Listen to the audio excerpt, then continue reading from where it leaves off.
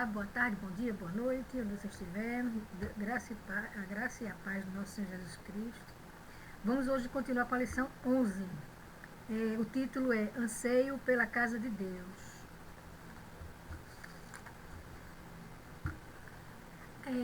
Está baseado no textuário de Salmos 24, João 4 e Salmos 122, 1.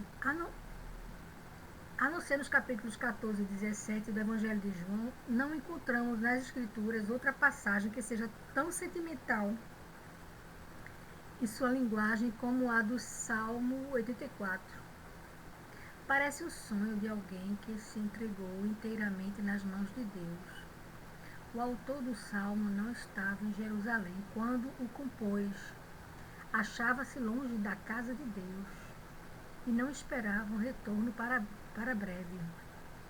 Assentando-se para meditar, sonhou com o santuário e o viu com extraordinário realismo. Não pôde sufocar a saudade, a qual aflorou em sublime cântico no salmo que estamos estudando. Entre as muitas lições que o salmo nos ministra, ressalta a importância que se deve dar ao culto a Deus, prestado pela igreja no santuário. O templo era para o judeu o centro da vida nacional e religiosa. Tudo girava em torno dele. Os que estavam distantes não consideravam sacrificial uma peregrinação a Jerusalém, a fim de que pudessem participar dos cultos.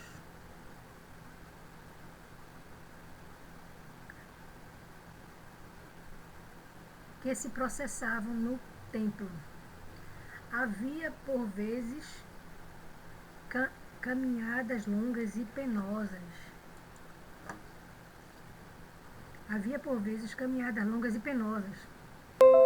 Feitas a pé, sem um mínimo de conforto.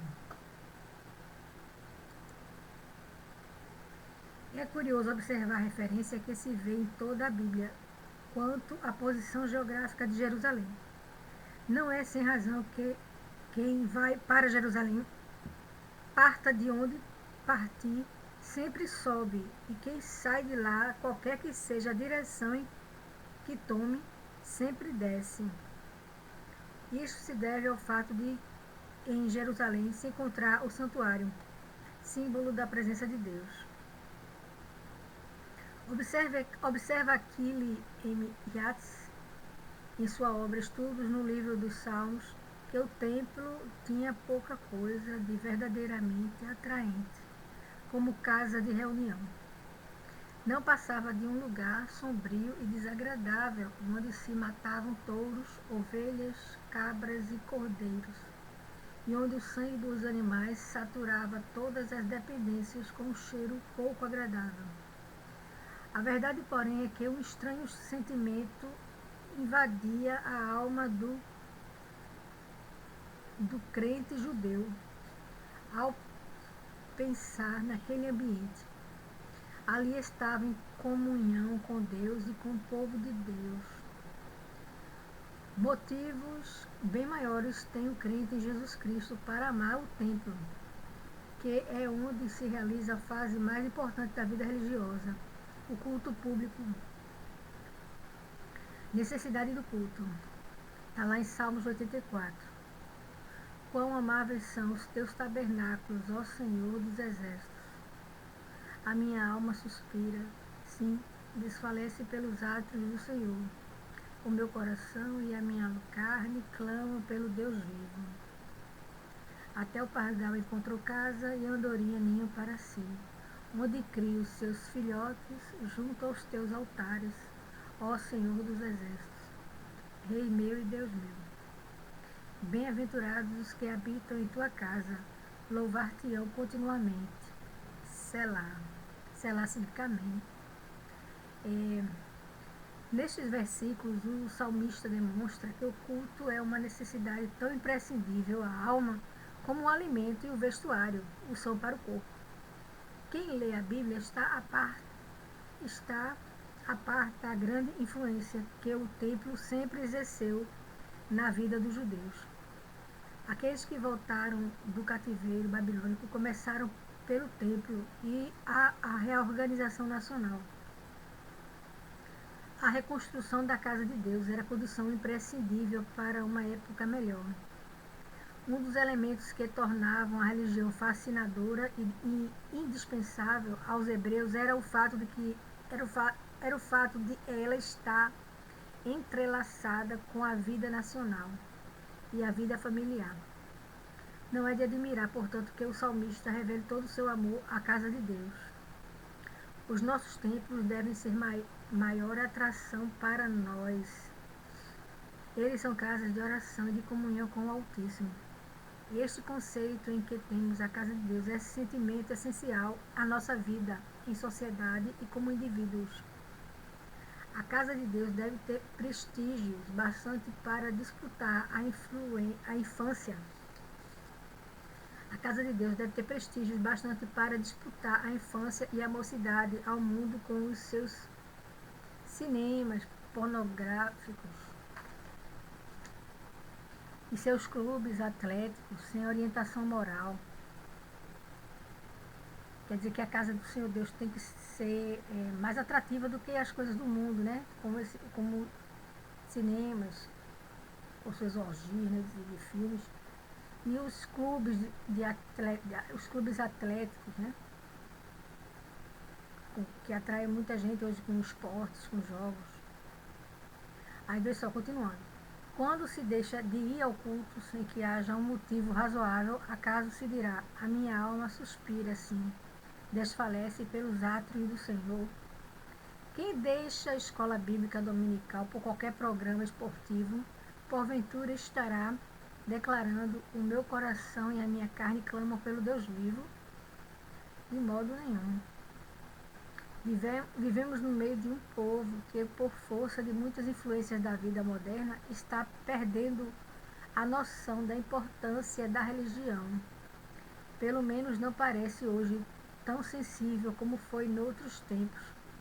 O nosso exemplo é outra força que se deve contrapor ao negativismo. É a melhor maneira de ajudarmos aqueles que trilham caminhos diferentes. E também a melhor maneira de preservarmos a nossa própria vida espiritual. A bênção do culto. Salmo 84. Bem-aventurados os homens cuja força está em ti, em cujo coração estão os caminhos altos. Passando pelo vale de Baca, fazem dele um lugar de fontes, e a primeira chuva o cobre de bênçãos. Vão sempre aumentando de força, cada um deles aparece perante Deus em Sião. Senhor Deus dos exércitos, escuta a minha oração, inclina os ouvidos, ó Deus de Jacó. Selá. Selá significa também, né? Amém. No final do verso 4 há uma pausa, selá. É como que um convite para a meditação no privilégio de louvar a Deus no santuário. Prosseguindo na narração de seu sonho, distante de Sião, depois de declarar que são grandemente felizes os que moram na casa de Deus, o salmista admite que goza e bênção semelhante àqueles que tiverem no coração o mesmo desejo santo, ainda que lá não possam estar, se abrigarem na alma o sublime anseio de palmilhar as estradas reais, que são os caminhos altos, serão participantes daquelas bênçãos especiais. Ainda que passem pelos vales de lágrimas, encontrarão conforto, como quem vê brotar um manancial na aridez do deserto. Versículo 6. Essa certeza renova as energias do crente em sua peregrinação. Ele se torna mais forte cada dia, sabendo que se aproxima o fim da jornada que o levará à gloriosa presença do seu Deus, o nosso Deus. Este é o anelo de sua alma e por isso é também a sua oração. Novamente aparece uma pausa no Salmo. A que veio após o verso 4 foi para que se pensasse no privilégio de louvar a Deus. A que vem agora após o verso 8 é para que se medite no privilégio da oração. Oração privilégio. O valor do culto. Salmo 84. Já segue no versículo 9 agora. Olha, ó Deus, escudo nosso, e contempla o rosto do teu ungido, porque vale mais um dia nos teus atos do que em outra parte mil.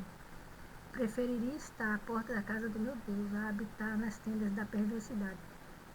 Porquanto o Senhor Deus é o sol e escudo, o Senhor dará graça e glória. Não negará bem algum aos que andam na retidão. Ó Senhor dos exércitos, bem-aventurado o homem que em ti põe a sua confiança.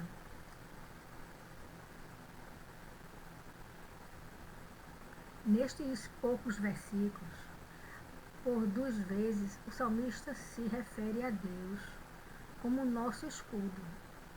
Versículos 9 e 11. Apenas em outra passagem do Velho Testamento, Isaías 9, 19 a 20, aparece inspiração semelhante e provavelmente extraída deste salmo.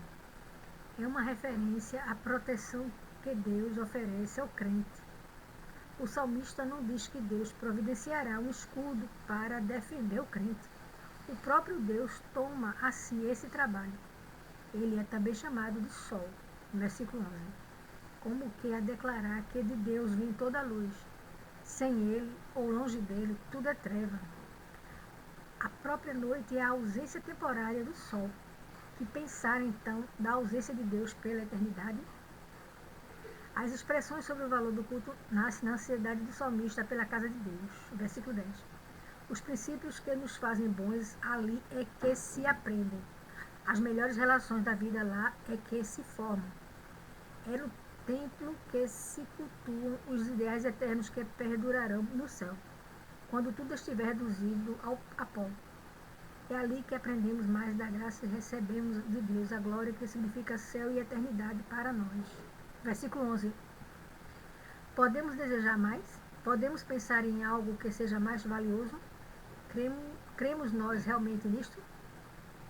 Então podemos repetir com o salmista. Bem-aventurado o homem que em ti põe a sua confiança. Versículo 12. Agora vem a verdade em ação. A importância do culto a Deus. O culto e a casa de Deus. Quão amáveis são os teus tabernáculos, ó Senhor dos exércitos. Versículo 1. Este é o pensamento do povo de Deus que se reúne no santuário consagrado a Deus para cultuar o nome de Deus. 2. O culto e a necessidade do servo de Deus. O meu coração e a minha carne clamam pelo Deus vivo. Versículo 2. O verdadeiro crente não se sente bem fora do convívio dos seus irmãos no culto a Deus. É parte da sua natureza, é necessidade reclamada por todo o seu ser. Quando eu não vou para a igreja, eu confesso faltando algo em mim durante a semana toda. É como se algo estivesse faltando, um pedaço da minha vida estivesse faltando. Quando eu deixo de ir à casa do Senhor, num domingo. É importante a gente ir para a igreja todo domingo. Mas essas nações que não têm, né? Ficam perseguindo as igrejas. Quantos deixam de ganhar as bênçãos eternas? Isso ocupa até os líderes, né, das nações. E que eles abram as suas mentes para que o Evangelho de Jesus Cristo entre em suas nações. Porque só Jesus Cristo é o Salvador. E todos nós. E é o Filho de Deus que vai voltar. Né? Veio, morreu, ressuscitou e vai voltar. O culto e o louvor a Deus. Louvar-te-ão continuamente. Versículo 4. Motivos não faltam do crente para louvar a Deus. O louvor é parte essencial do culto. É a preparação para o louvor eterno e perfeito na glória celestial. O 4. O culto e a presença de Deus. Cada um deles aparece perante Deus em Sião. Versículo 7.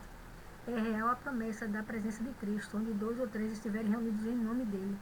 Quão diferentes seriam os nossos cultos se agíssemos sempre na base dessa realidade. 5. O culto e a oração a Deus. Senhor Deus dos exércitos, escuta a minha oração. Versículo 8. Deus ouve a oração, não importa de onde lhe seja dirigida. De um leito de enfermo, de uma cova de leões ou do ventre de um grande peixe. Ela pode chegar ao trono da graça. Mas além da oração particular, o crente deve participar do culto em que, como um todo a igreja comparece diante do Senhor em oração. 6. O culto e o seu valor para o servo de Deus. Vale mais um dia nos teus átrios do que outra parte 1000. Versículo 10. No culto estamos na presença de Deus e lhe dirigimos as nossas orações. Para o crente, nenhuma outra coisa sobre a terra pode comparar-se à grandeza dessa bênção. Amém? Que Deus abençoe sua casa e família. Que juntos possamos estar sempre na casa do Senhor, orando, permanecendo na casa dele, adorando. O Senhor é a nossa vida, né? Faz parte da vida da gente.